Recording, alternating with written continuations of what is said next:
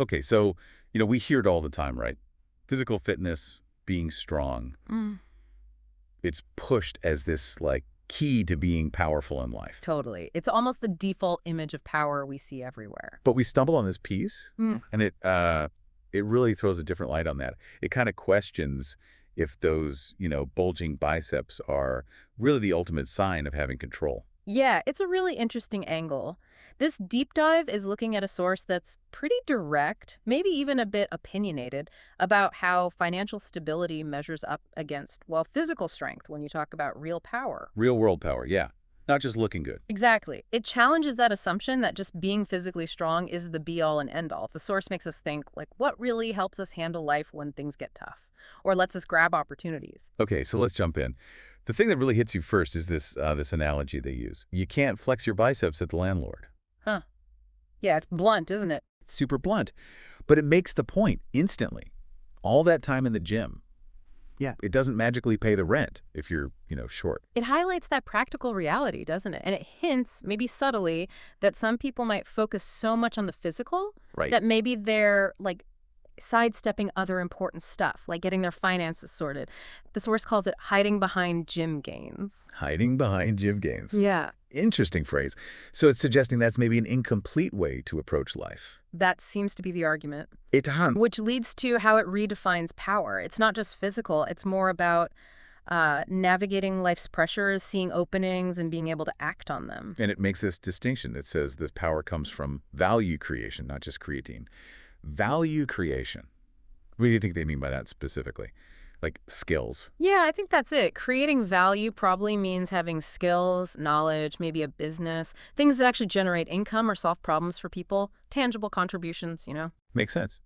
And that's where they show the limits of just focusing on fitness. They give examples like needing money for medicine, right? Right. Or your car breaks down, you need it for work. Mm. Being fit is great for your health, obviously, but it doesn't directly pay that repair bill. So fitness alone doesn't solve those specific problems. Exactly. And that brings up the role of money in their argument. It's presented as a different kind of strength that gives you security, options, freedom, really. Leverage, even. Mm. They call money a type of armor, which works alongside fitness, maybe. But they also mention the mind. Like the mind is the general directing it all. Yeah, that's leading to this idea of the full package warrior. It's not saying fitness isn't important. Yeah. It's saying you need the whole package. Strong body, yes, but also a sharp mind and a ready wallet, as they put it. If one part's missing, you're vulnerable somewhere. A ready wallet. I like that. And they get pretty harsh with this term aesthetic poverty. Ooh, yeah, that one's strong. It really challenges that image. Someone who looks amazing, totally ripped, but is actually like broke. They say that's not alpha, that it's not real control. It's a direct hit on a certain kind of image that sometimes gets glorified, isn't it? Being physically imposing but financially insecure. Yeah. So what's the solution then, according to this source? Stop working out. No, not at all. It's more about applying that same discipline, that same focus you use for the gym. Apply that to your financial life, to your hustle, whatever that is for you. Learning about money, building skills, getting assets together. Treating money like another muscle you need to train. Exactly that analogy. Financial skills, financial strength, they need working out consistently. You got to build them up. Because life will throw curveballs, inevitably. Right. And when it does, being financially solid gives you a type of resilience, a cushion that physical fitness alone just can't provide. So ultimately, the definition of power here is holistic. It's Yeah. looking good, feeling strong, and being financially secure. That's the picture they paint. Being able to handle your own stuff, maybe even help others out.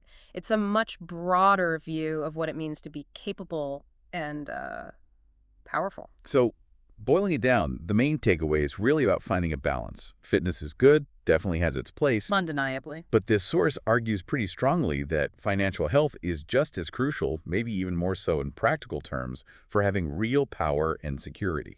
Which leaves us with something to think about, doesn't it, for anyone listening? Where are you putting most of your energy when you think about building strength? Good question. Is it maybe a bit lopsided? Are you maybe over-investing in the physical while neglecting other areas? What other muscles could be financial literacy, new skills, strategic thinking, might need some dedicated training time to build a more well-rounded and truly resilient kind of personal power?